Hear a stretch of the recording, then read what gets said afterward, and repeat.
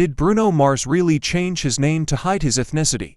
Or is there something deeper behind the glitz, the grooves, and the glitter? What if the truth is more emotional and more powerful than anyone ever imagined? Drop your thoughts in the comments, smash that like button if you've ever been misunderstood, and don't forget to subscribe for more stories that peel back, defame and reveal the raw, unfiltered truth behind the name. It started with a name, not a scandal, not a crime, just a name to words that launched one of the most explosive careers in modern music.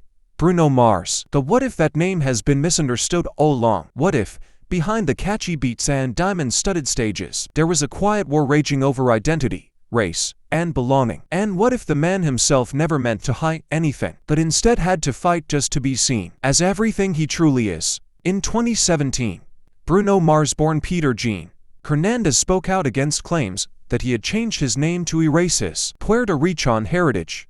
The accusations weren't new. They had followed him for years like shadows at the edge of a spotlight, whispered in back corners of the internet and embedded in critiques that tried to reduce his success to strategy. But when the moment came to answer those whispers, Bruno didn't hesitate. He didn't give a rehearsed P or response. He gave fire. I have never not once said, "I changed my last name to hide the fact that I'm Puerto Rican," he told Latina magazine in an emotionally charged interview.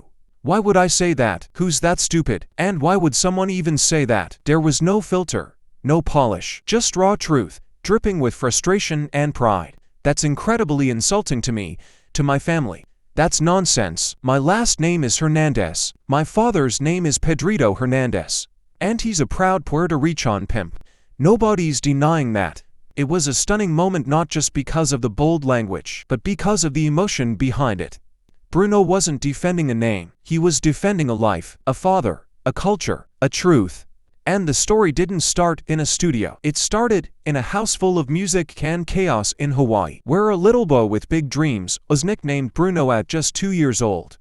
"My dad nicknamed me Bruno since I was 2, he explained. "The story actually is, I was going by Bruno, one name. Then Mars came sort of as a joke, because a lot of girls would say I wasn't from this planet. It sounded bigger than life, so that became it. It wasn't a plan to whitewash his identity. It wasn't a ploy to sell more records. It was a nickname, a cosmic joke, a childhood dream wrapped in stardust."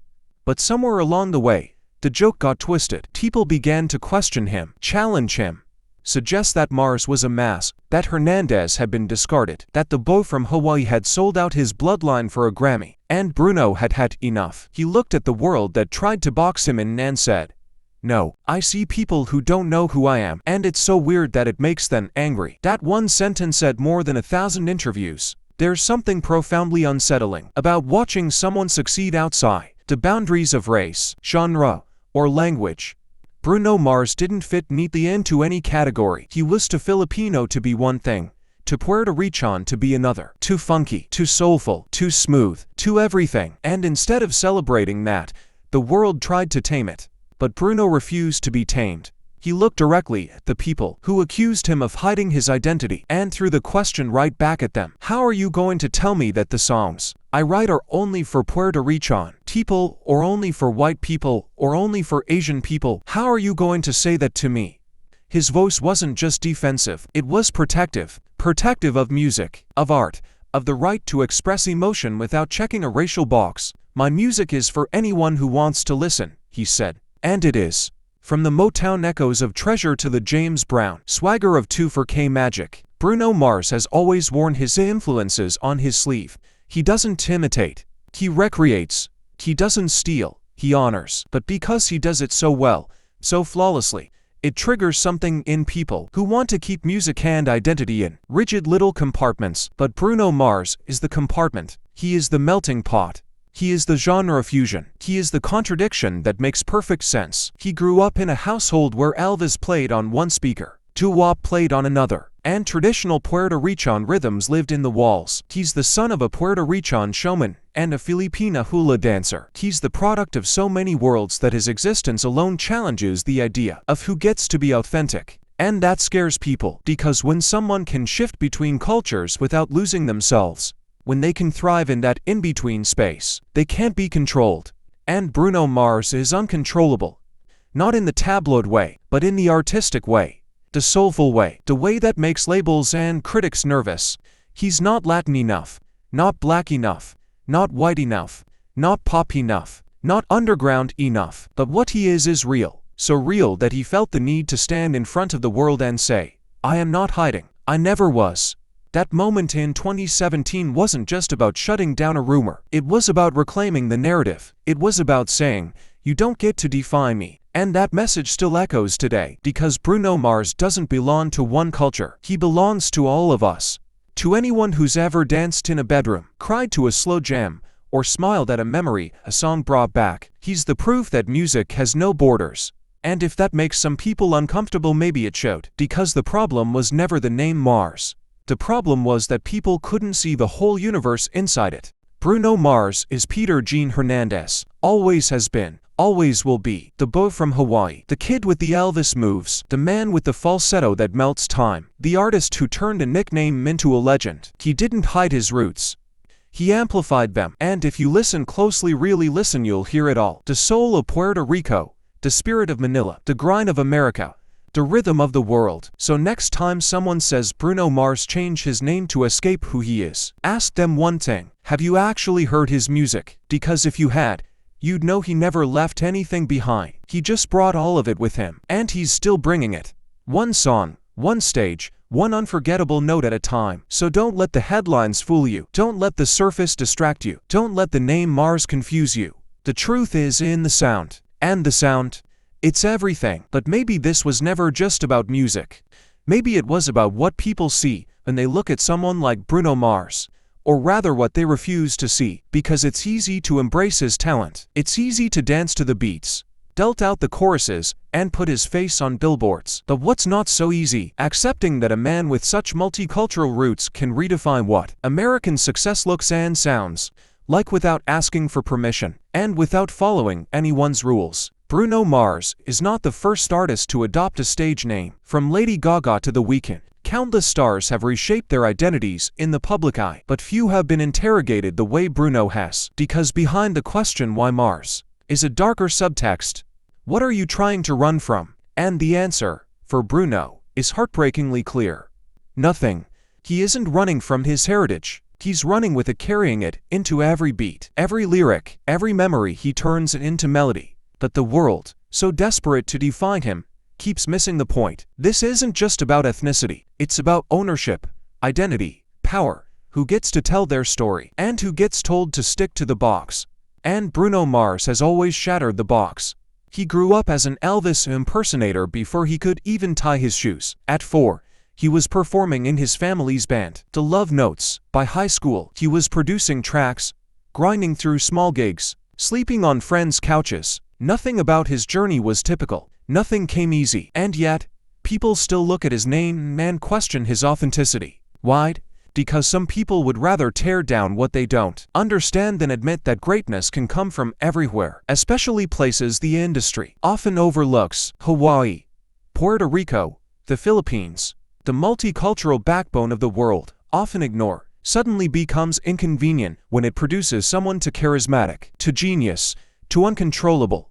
But Bruno didn't get here by accident. He got here through pain, through persistence, through proving himself over and over again just to be allowed in the room. And even once he got there, the whispers never stopped. That name isn't real. He's trying to be something he's not. He's using soul music to make a buck. But what those critics never understood is that soul music runs through his veins.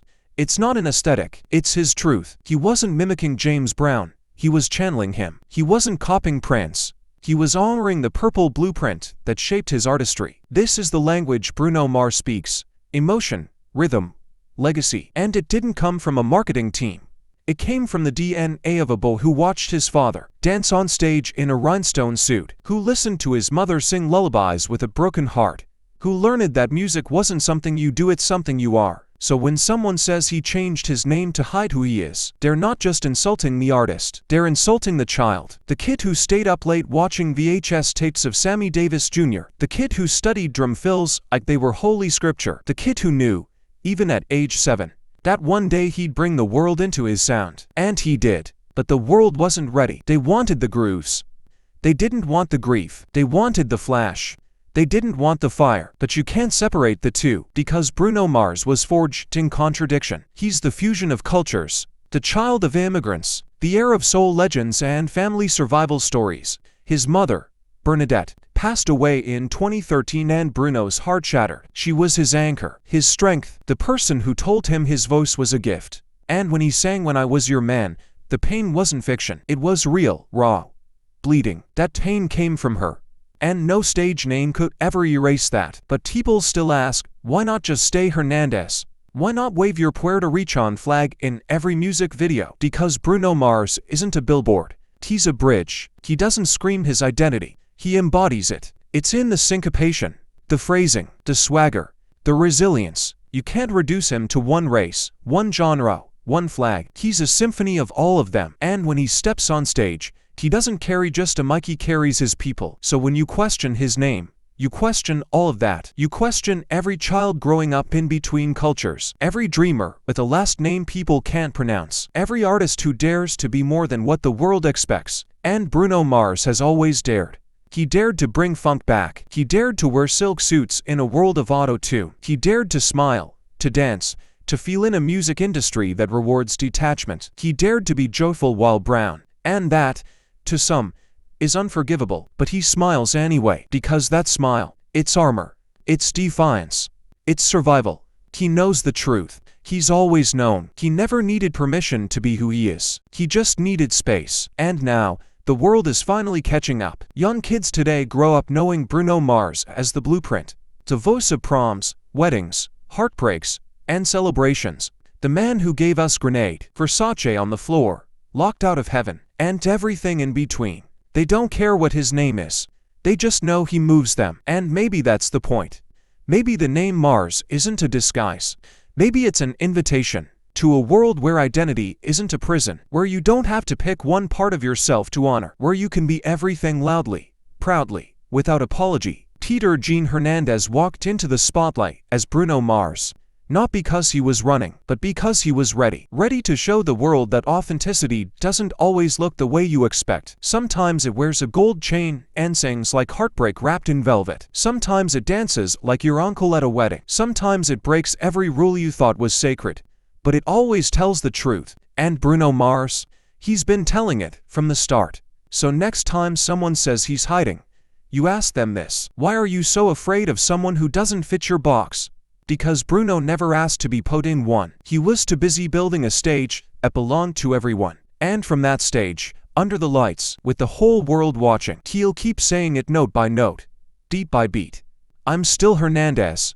I'm still Bruno. I'm still here. And I'm not going anywhere. But the silence that followed his statement wasn't just about understanding. It was about reckoning. How many other artists had swallowed their identity just to be heard? How many voices had been diluted to fit the radio? How many Peters had to become Brunos just to be invited to the table? And still, after all he had achieved, he had to declare the obvious. He had to tell the world, I didn't change my name to hide. I was never hiding. The irony stung, because the man the world accused of erasure had spent his entire career restoring music to its roots, bringing funk back, letting soul live again, honoring the very cultures people said he abandoned. Wasn't that the most brutal twist? That in trying to celebrate the music that raised him, he was being accused of abandoning the blood that runs through him. And yet he never lashed out. He never clapped back. He never threw his accolades in our faces. He just kept showing up. Album after album, stage after stage, pain after pain, smiling, dancing, singing. But now, maybe, we finally saw the cracks in the surface, the parts of Bruno Mars that weren't just grooves and gold, but history and heartbreak. And maybe now, we weren't just dancing to the rhythm but listening to the man. Because this wasn't just about a name anymore. It was about what we do to people when we demand they fit in a box. When we question their authenticity because it doesn't match our stereotype. What if Peter Hernandez had kept his name? Would we have still called him the Prince of Pop Funk? Would we have crowned him with Grammys? Would we have listened? Or would we have scrolled past him like we scrolled past so many other names that sound too ethnic, too foreign, too different? That's the question that cut deepest. And maybe that's why he waited this long to say anything. Because he wanted us to ask that question ourselves. So he let the music speak. And maybe, just maybe, that was always the point. He knew they'd question him. He knew they'd whisper behind his back. He knew they'd accuse him of pretending to be something he wasn't. But instead of defending himself with words, he built a legacy no one could ignore. Not through hashtags, not through interviews, but through chords, through choruses, through the timeless echo of every melody that bore his fingerprints. Every time he stepped on stage, he reminded us, "I'm not what you expect. I'm everything you forgot." He wasn't trying to erase his heritage. He was resurrecting it, reframing it, making the world fall in love with it, again without even realizing what they were dancing to. And now, with one simple post, the mask was off.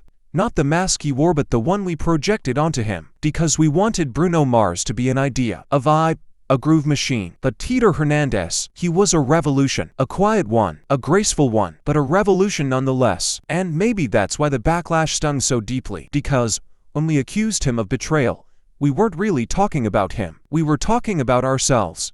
About how we failed to create a world where a name like Peter Gene Hernandez doesn't have to be changed just to be her. About how we only celebrate diversity when it fits inside a soundbite or a Spotify playlist. About how we've confused representation with rebranding. And in the end, maybe this wasn't Bruno's reckoning. Maybe it was ours.